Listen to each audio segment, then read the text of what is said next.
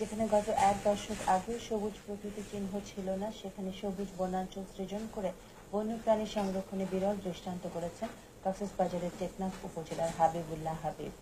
তার উদ্যোগের মধ্য দিয়ে সৃষ্টি হয়েছে স্থানীয় বেকার নারী পুরুষের কর্মসংস্থান। কক্সবাজার থেকে সরোয়ার আজম মানিকের রিপোর্ট। 2003 সালের কথা। টেকনাফ বাহারছড়ার শামলাপুর বিটের হাজার হাজার একর পাহাড় হয়ে পড়ে বৃক্ষশূন্য বিরান ভূমি। মোহাম্মদ হোসেনের ছেলে হাবিব ঢাকা থেকে ফিরে উদ্যোগ নেন এলাকার সবুজ প্রকৃতি ফিরিয়ে আনার।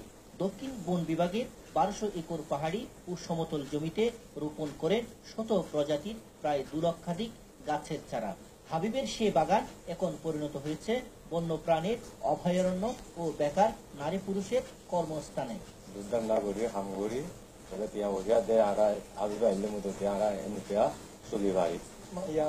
সংসার চলায় একাই পাহাড়টা নেড়া ছিল, তো মাঝপথে এসে এখানকার আমাদের স্থানীয় একজন মানুষ হাবিব সাহেব এটাকে বনায়ন করলেন। এখন এটা সবুজ বনায়নে ভরপুর হয়ে গেছে।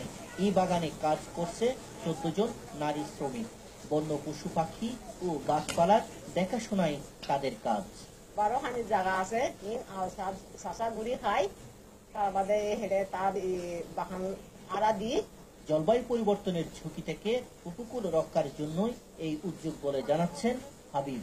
সেটা হলো সবুজ শ্যামল বাংলাদেশ, পরিবেশ আপনার জলবায়ু দূষণের চ্যালেঞ্জ মোকাবেলা। হাবিবের এই উদ্যোগ আশার আলো জ্বেলেছে গোটা এলাকায়।